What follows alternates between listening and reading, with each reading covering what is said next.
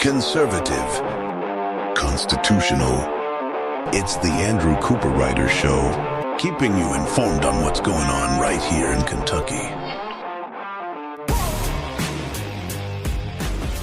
And welcome, everybody, to another amazing day right here on the Andrew Cooperrider Show. Another fantastic Thursday here. And today we'll be digging into a few topics, obviously covering more of those races that I talked about yesterday and going over what we can expect for the future. What will be the result of those campaigns that we looked at yesterday and we'll look at today? Because when we look across the results, generally speaking, if you fall to the conservative side of things, the conservative quote-unquote liberty side of things, then you're pretty happy. And if you're an establishment hack, you're not.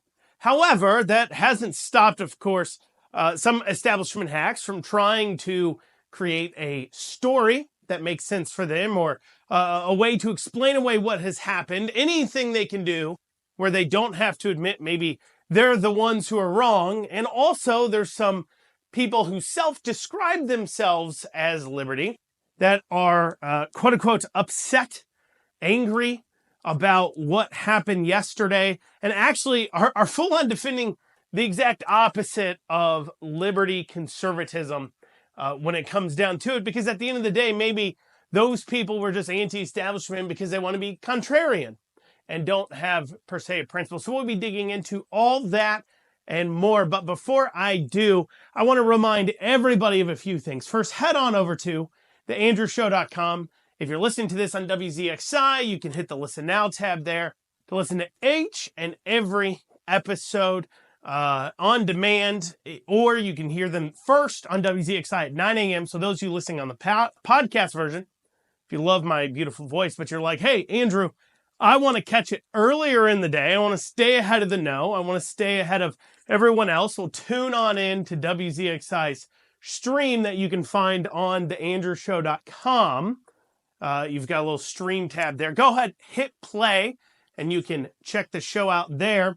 And listen early, or you can catch it, of course, at 1 o'clock. If you're over on the andrewshow.com, hit the Listen Now tab.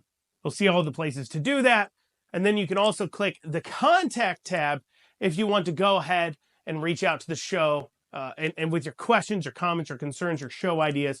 Hit the Contact tab, fill out a form, or email info@theandrewshow.com. And one more announcement, keep in mind, June 3rd, Monday, on WBNA 21 at 11 p.m., right after Steve Bannon's War Room. The Andrew Cooperrider Show will be airing on TV every Monday, 11 o'clock. So if you're in the Louisville area, set a reminder, because you're not going to want to miss that. You're going to want to tune in. It's our normal everyday show, so those of you who listen to audio will hear the audio, but you'll get to see me right there on the small screen if you get WBNA 21 in Louisville. So big things, all amazing things happening here in Kentucky. Now, before I pick back up into some of the election results from yesterday, I want to revisit something I mentioned towards the end of the first segment yesterday, and that was about the presidential election. Now, I pointed out something that I thought was kind of non-controversial, pointed to something that I thought everybody knew and understood, and that is that Joe Biden is in big trouble. And the results from last night, or 2 nights ago, Kentucky's primary absolutely paints that picture clearly of why Joe Biden, I believe, is struggling so harshly across the nation and going to struggle in November. And I think we need but look at Kentucky's results to understand it. And so what I pointed out towards the end of yesterday was that Joe Biden received less percentage of the vote than Donald Trump did, and a significant percentage of the vote was actually voted uncommitted. So when we look at the presidential primary election results, and remember too, as we're talking about this, that the elections here in Kentucky, the primary elections, are closed. What that means is you have to be a registered Republican as of like January 1st of that year. So January 1st, 2024, you have to be a registered Republican if you want to vote in the Republican primary, and you have to be a registered Democrat if you want to vote in the Democrat primary. This is important, okay? Because as I talk about these results, I've seen people online, because I made a post about this online, trying to say, well, this is Kentucky. It's not a swing state. It doesn't matter. We're super conservative anyways, yada, yada, yada. It doesn't matter. The people who voted in the primary are in the presidential primary are only Democrats. Important, and remember that.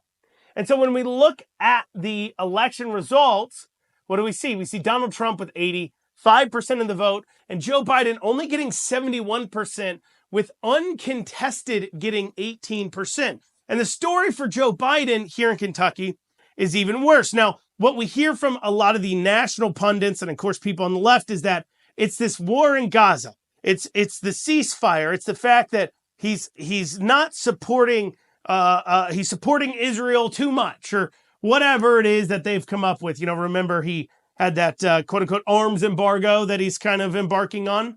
However, that doesn't explain what's going on in 6 counties in Kentucky: Ballard, Breathitt County, Knott, Floyd, Robinson, and Union, where uncommitted won those counties over Joe Biden. They said they'd rather have nobody.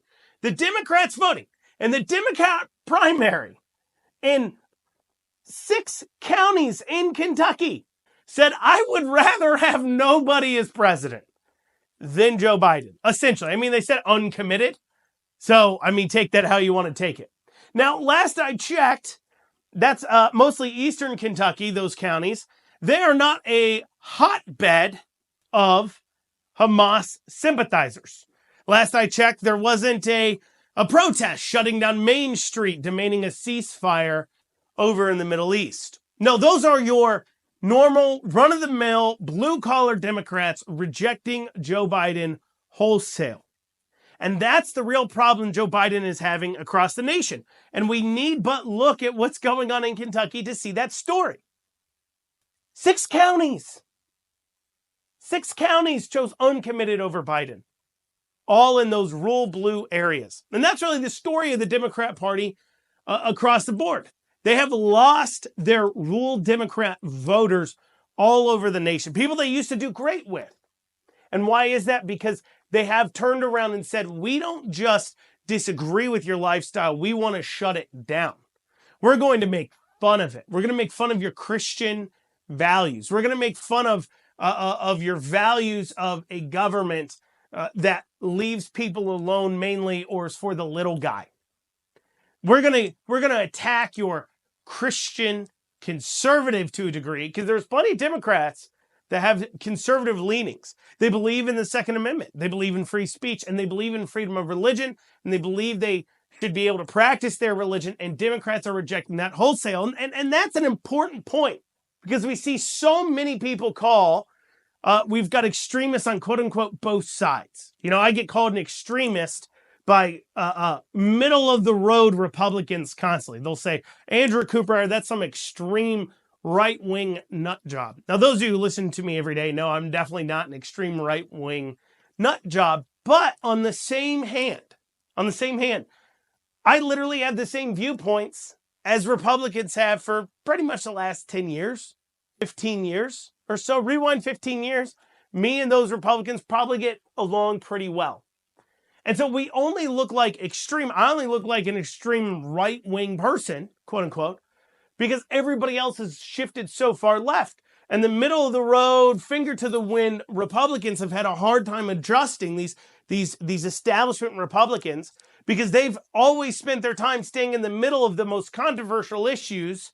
So that way they could, and they'll demagogue them come election time, but they'd rather do nothing on them actually, so they can use them to their advantage to keep them in office while they do a lot of other things. But that's falling apart. But we'll be digging into more of these election results after this short break. You'll listen to the Andrew Cooperrider Show. And you are back with the Andrew Cooperrider Show, your source for Kentucky politics. We've been digging into election night results from Tuesday. On Wednesday, I had gone through and talked at length about a number of these different races We'll revisit a few maybe that we've talked about, just that I think we need to say a little bit on. We kind of covered Northern Kentucky, covered a lot of these races where some important things had happened in them.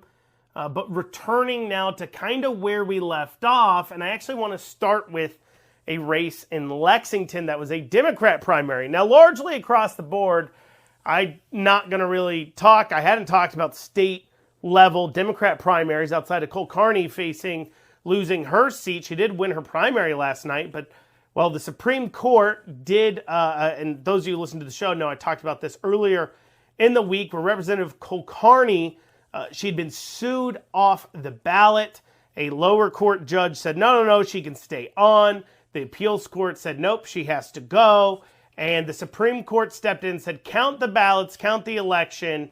We'll give us some time to look at this. We're going to weigh in on this case. But for now, count the ballots so we can make a decision. This is kind of a big case. It's kind of a big deal because there's actually some wide-reaching implications here for what happens as far as what does our laws mean when it comes to someone being eligible for the ballot. Because, of course, to remind you, in that position, Representative Cole Carney had gotten a Republican seat in order to run for office here in Kentucky for everything but president at the state level. So for Congress, for senator, for state house rep, state senator, you need but 2 signatures of 2 people from the same party as you from the district you'd be running in. So if it's a state senate district, within the state senate. If it's a federal senator, you just need 2 signatures from somebody in the entire state, just 2 people. And they have to be registered Republicans, and then you also pay a filing fee, but that's really not much. So for a few $100 and 2 signatures, you too could run for federal senate here in Kentucky. And it's the same thing for governor too. That's why you saw, so many people run for governor a few years ago, because it was just incredibly easy to throw your name on a ballot here in Kentucky. And the result of that has been some pretty long ballots in some situations. But anyways, Representative Cole Carney somehow had managed to get one of those people that signed her ballot, was a Republican at the time, and was a Republican after the filing deadline. This is key. So on the day she signed her paperwork and signed an affidavit saying she was a Democrat, she was actually a registered Republican. Cole Carney submitted that paperwork before the filing deadline, and still, as of the filing deadline, her signer had not changed their registration. Once after the filing deadline, but before the Secretary of State had actually certified her onto the ballot, the individual who signed her paperwork changed her registration to a Democrat from a Republican. And so her argument is that all the rules regarding your normal, just how it's always normally been held. You cannot have somebody from the other party signing your paperwork.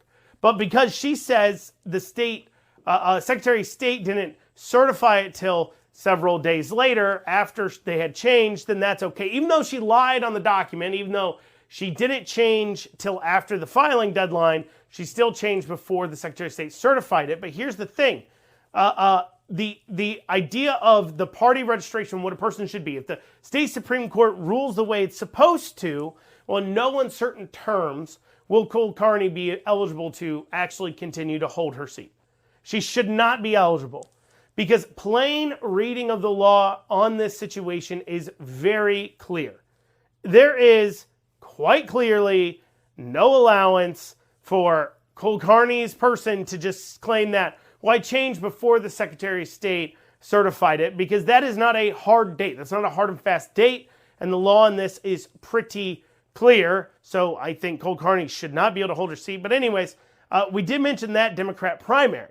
However, there's another one of interest, which was State House District 76, which was between an Ann Donworth, James Palumbo, and Joshua Buckman. Now, you'll notice, as I said earlier, I don't particularly care too much about Democrat primaries, just because Democrat state House reps and Democrat state senators are basically irrelevant. We have such large Republican supermajorities that, unless a Democrat comes along and is just for some reason really good at working with Republicans, which means they'd have to vote a lot like a Republican, which would mean they're probably going to be voted out by their base because, well, they don't like Republicans. So if you try to act like one with a D next to your name, they'll vote you out. Same reason why the Republican base will vote out individuals that put an R next to their name but act like Democrats. It's the same exact dynamic.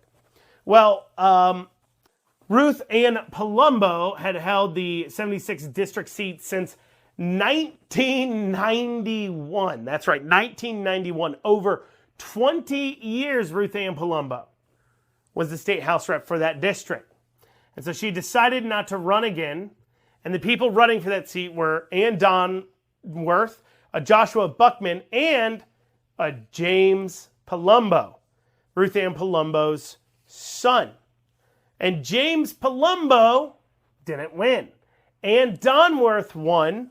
Well, it looks like they haven't certified the results still as of I'm recording this, but Ann Donworth won with 44% of the vote, James Palumbo with 41% of the vote, and Joshua Buckman with only 15% of the vote. And so I don't normally talk about these races, but I thought that was interesting to see, because you'd think the fact that the people of this district have had a Palumbo representing them for like the last quarter of a century, like 25 years, they would have went ahead and just voted for the next Palumbo down the line. But Ann Donworth, I have no idea who she is, honestly. I'll have to research and figure it out as we cover these elections. But it's interesting that she's able to pull that off. And I'll have to dig in and figure out what was at play there that kind of caused that behavior to take place.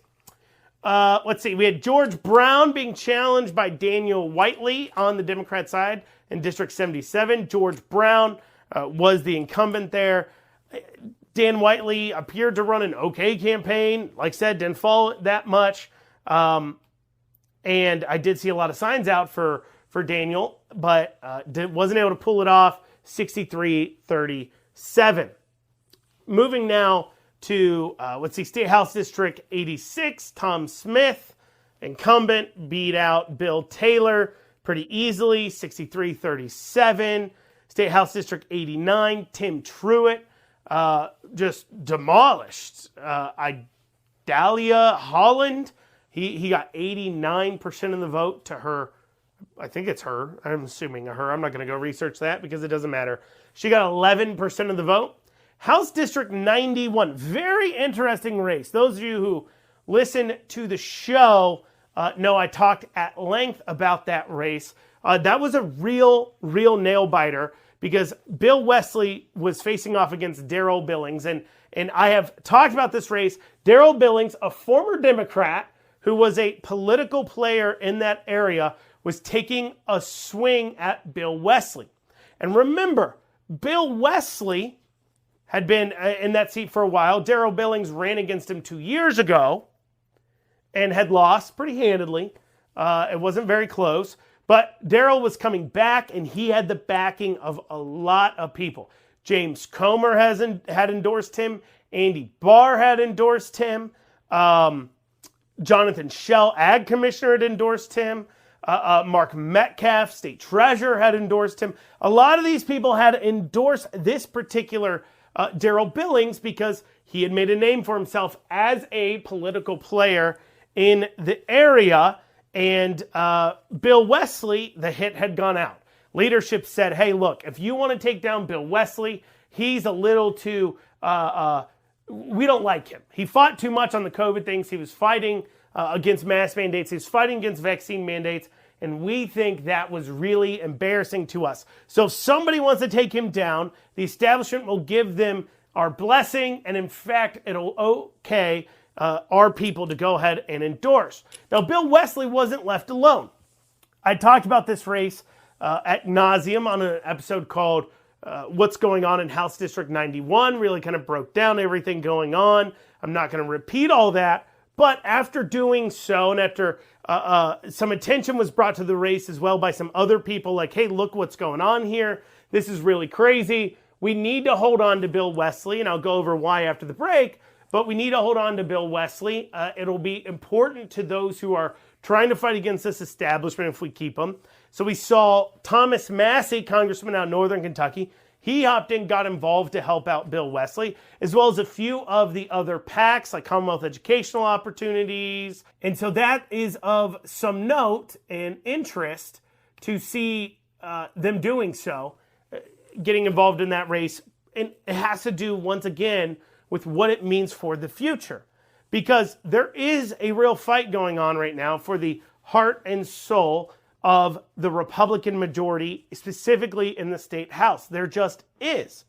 And there's individuals that come from either the world of having to compromise the Democrats all the time, or that come from the Chamber of Commerce and thinks that's how we win, we do their bidding. People who come from that side of things that have been running the show for a long time and fighting against those trying to get conservative things done.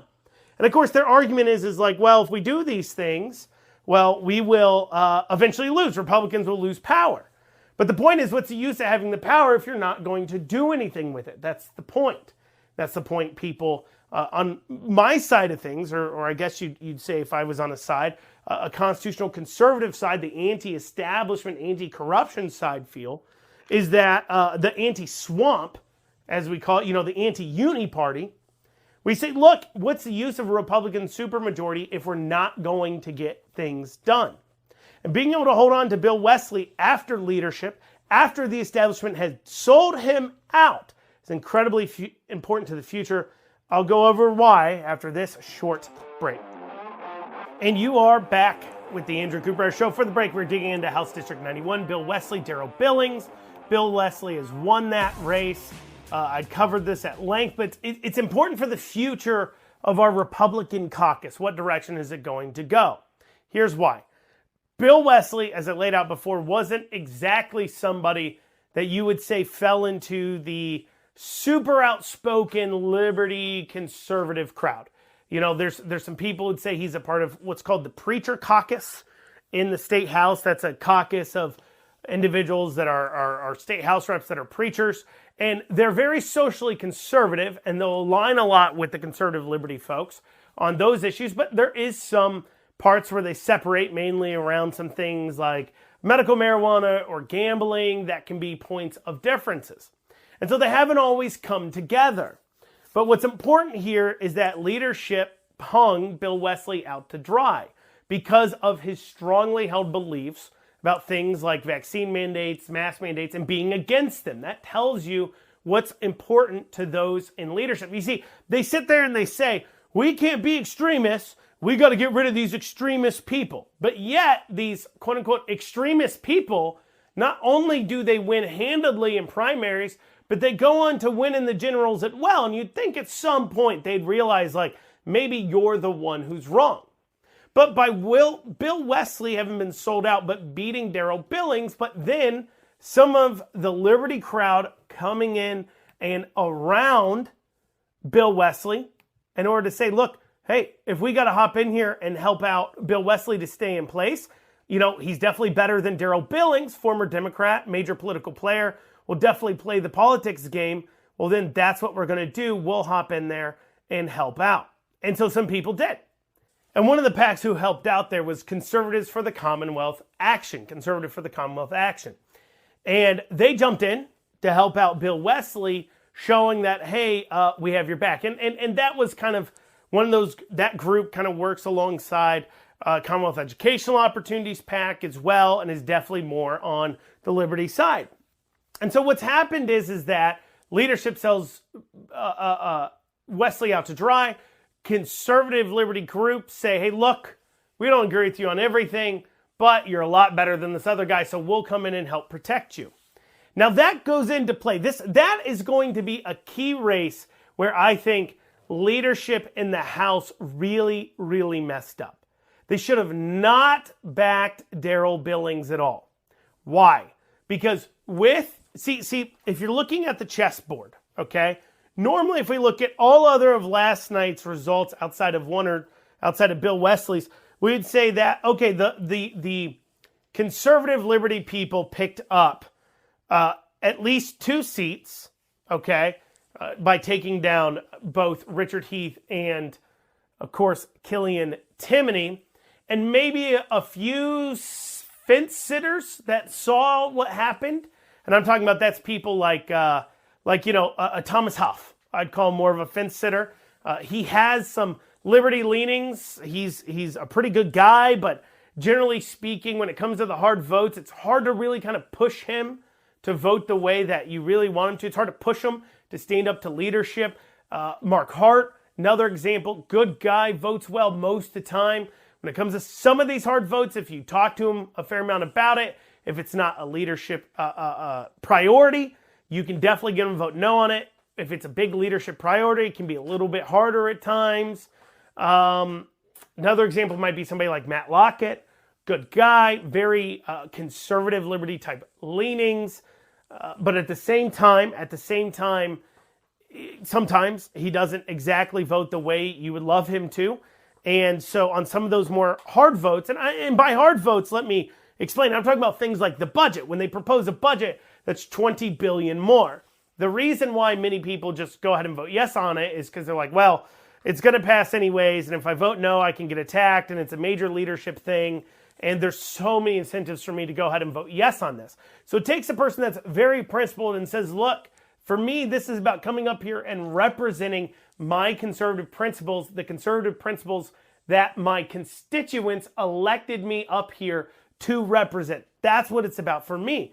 And so those people who are dialed in and very committed in that way, when it comes to votes like on the budget, which they know is going to pass anyways, and I'm putting no's in quotes here because the only reason why it passes is because so many people are unwilling to vote against this piece of legislation, because of course it is a leadership key piece of legislation every 2 years is the budget. I mean, that's when they hand out the money. That's when they hand out the money to, all these special interest groups. The Chamber of Commerce really gets involved in directing how they want that money to be spent. Time and time again, we see that. And so that's why so many people vote against it. But if we have enough people willing to vote no, and the Democrats are already going to vote no, and we can get to a magical 30, 31 or so people willing to say, no. I'm not voting for a budget where you're spending $20 billion more, sending us billions more into debt. I'm not doing it. And so if we looked at last night's scoreboard, we'd say, okay, we picked up those two, but maybe we picked up some people like Hart, like Huff, like Lockett. Shane Baker's really solid. He would probably vote with us. The few times he doesn't vote the way, I guess, we'd quote-unquote say we want him to, and I'm talking about the budget votes. Once again, I'm mainly referencing the budget votes because it's incredibly hard to vote no on the budget. Just there's so much incentive to go ahead and just wave it on through because, your constituents often don't pay that much attention and you're worried that you're going to get attacked for not doing it. So, you've got Shane Baker, Emily Callaway, like those people after last night probably feel a lot more comfortable voting with the very conservative principled liberty crowd on things. So those people already were set to vote with these people so often. But now they're even more encouraged to because they're worried about being challenged from the other side. But with the Bill Wesley race in District 91, so last night, without that race, that's all that would have happened. We picked up 2 more votes, and then maybe we pushed another 5 or 6 votes in our direction on some more difficult votes. That starts to get us close. I look at a few of these bills that passed with just 63 yes votes, these bills that leadership wanted done, that really flew in the face of conservative values, talking about things like House Bill 11, talking about things like the bill where you could be arrested for protesting too loudly at the state capitol, even though you protest all the time at the state capitol, and not knowing and not even defining what too loudly is, because last I checked, protests are known for being super quiet. Those types of anti-constitutional bills. We saw them pass with about 64, 65 votes in the House. So realistically, we need to pick up 14 more votes to make sure bad pieces of legislation, like House Bill 11, can get stopped. We need even more votes than that if we're going to go ahead and do some things like get legislation moving. I'll talk about that here either later on today or tomorrow. But actually stopping the legislation. We needed about 14 more votes. Last night, let's say we picked up, or not last night, sorry, I keep saying that. It's not even close to last night. Tuesday, we picked up, let's say those 2 plus people swayed over 6 more. So we're like halfway-ish there. Well, now though, because they went after Bill Wesley and failed and missed, and they went after him with like everything they had. Well, Bill Wesley now, he's not afraid of leadership. And more importantly, he's seen that, oh, these people who vote their principles, well, they actually can defend me, will defend me, and can win, and are better at it than the other side. But with him comes maybe another 2 or 3 votes from that preacher caucus. So instead of just picking up maybe 6 votes last night, maybe we picked up closer to 9 or 10 on some difficult pieces of legislation. That leaves only 4 or 5 more till we hit a tipping point where bills like the bill banning e-cigarettes that aren't owned by Big Tobacco, the bill that Big Tobacco dumped big money behind in order to make sure it got passed to keep padding their bottom line on the back of government regulation. Legislation like the budget going billions more into debt. Legislation like modernizing our tax code that is actually increasing our overall tax burden.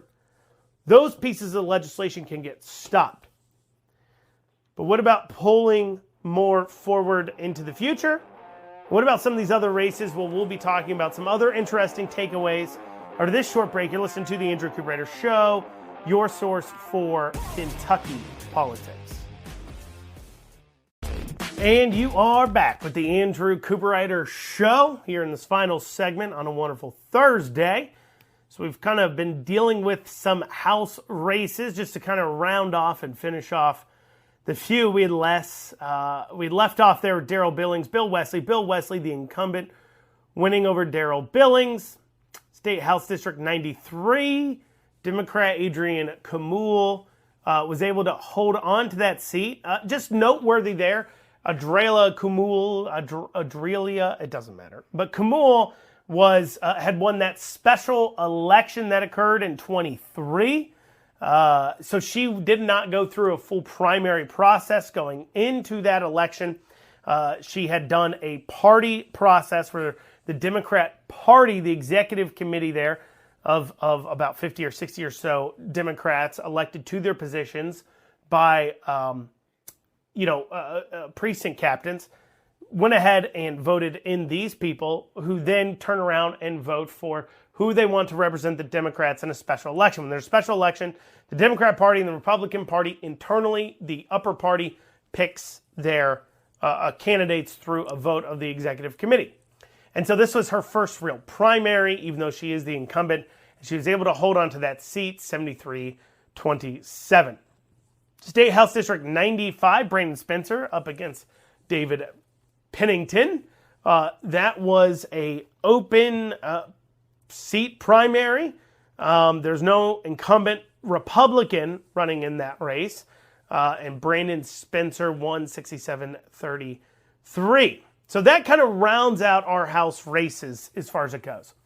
And what they see before. So the question is, for our state House after these elections, is can we see a change, a more conservative change in leadership? Because I talked about how we're getting close to the amount of votes we need to stop bad pieces of legislation from happening.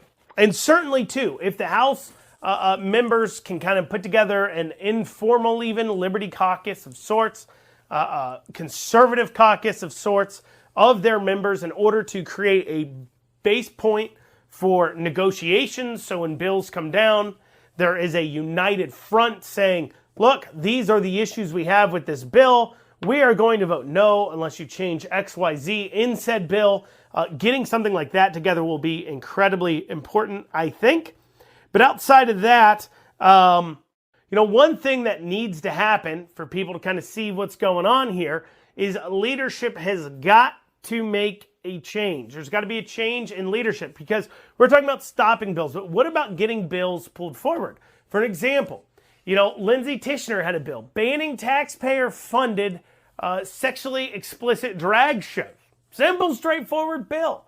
Had now been proposed for 2 years, had passed the Senate twice, passed a House committee, but yet we couldn't get it pulled forward onto the floor for a vote. In fact, the only conservative thing that got pulled forward by either the Senate or the House, where they both were able to vote on it, was a bill mandating age verification for pornography websites. And that was added on to a bill in the last hour. And there had to be a deal made because they were worried about another key piece of their legislation ending up dying, because they had a key piece of leadership legislation that involved guardians and these retired police officers and military vets being able to serve at schools as basically security guards until they could find an SRO, school resource officer, to fulfill that role out there. And so they put that together, but they added in there a trauma response team, and not responding to like trauma, like if you banged your head and it's trauma to your body, but more so responding. This trauma response team was actually going out there and, they were responding to things as small as you're just upset that you stubbed your toe. Or not even stubbed your toe. It doesn't even have to be physical damage. Just upset you didn't have milk for your Cheerios. Just whatever. They can respond to whatever. And Republicans are pushing this. And so we ask about all this money being spent in our, in our schools and not getting good results. We ask about all these other just massive issues going on. And we don't talk about, though, is the fact that we continue to have our schools involved in providing like mental health services instead of just worrying about teaching them about math and reading and those other things that schools should be doing. I mean, that's a major point. People talk about what more do these liberty Republican extremists want? We get done everything they need. No, you don't get done everything we need. You don't even not get done the things we want you to do. It's not just that. The things you pass are disgusting sometimes. Continuing this push of pushing aside a student's parents, this action. You may say you believe that parents have rights in schools and parents need to be involved, but when you have, schools worrying about piggybacking a child's mental health, hello, teach them math. Let the parent worry about that. But they keep involving the schools in these things because they don't trust you, the parent, to want to take care of your kid. And you should be offended by that. Offended. But anyways, they wanted to pass this bill, had that in there. They couldn't get stripped out, so one of the members of the House, Josh Calloway, had proposed an amendment in order to go ahead and add pastoral counselors to that trauma response team. So now it would become a religious side of things to it. And they knew that if that bill got called forward, that amendment would be added to it because nobody could vote no on it. But they didn't actually want it added in there. They didn't want the pastoral counselors added in there. Now, I didn't want to add it in there either, but that was for a different reason, because the way that they were licensing these pastoral counselors, there's no guarantee they would actually understand your. It's the same reason why I don't trust the schools to teach Bible to your kids, public schools, because you never know who's teaching it. I mean, remember, Obama was a constitutional law professor. He didn't exactly seem to understand the Constitution too much when he was president, now did he? And so you got to be careful about who's teaching your kids these subjects. Who are you trusting them to push forward those ideas? That's why I'm against the things like pastoral counselors in schools. But they were against it. Totally different reason. It's because they hate Christians. I mean, that's just the bottom line. I mean, they hate Christians. They hate anything close to religious beliefs, being near government. And we go on a long tirade about separation of church and state and how that's not in our Constitution and what's proper and what's not and everything else. But that's the real reason why. But they can't tell you that. They know if that amendment got called, they would have to vote yes on it, because you want to vote no on that and get in trouble with your district? Of course not. They know the conservatives would attack them for that. So they went ahead and asked Josh Calloway nicely not to call that amendment because it would kill the bill. They just want to call the bill then. And Josh, and they made a deal with Josh Calloway where Josh Calloway said, I will not call the amendment if we pass this bill requiring age verification for pornography. That was the only conservative thing that happened last session.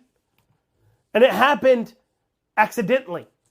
It happened despite leadership trying their hardest to stop it. We had bills on DEI, bills on taxpayer-funded drag shows, bills on protecting the Second Amendment. We had bills on free speech. We had bills on stopping our money from funding the liberal agenda things. We had bills on just numerous unending taxpayer-funded lobbying. Your tax dollars paying private lobbyists to ask the government for more money. We had bills proposed on each one of those items, and leadership refused to call it. And so the next question after these elections that just took place is what will be the result in leadership in the House? Because of the moves they made against Bill Wesley, because they lost 2 seats that pushes a few more over, is there enough votes in play?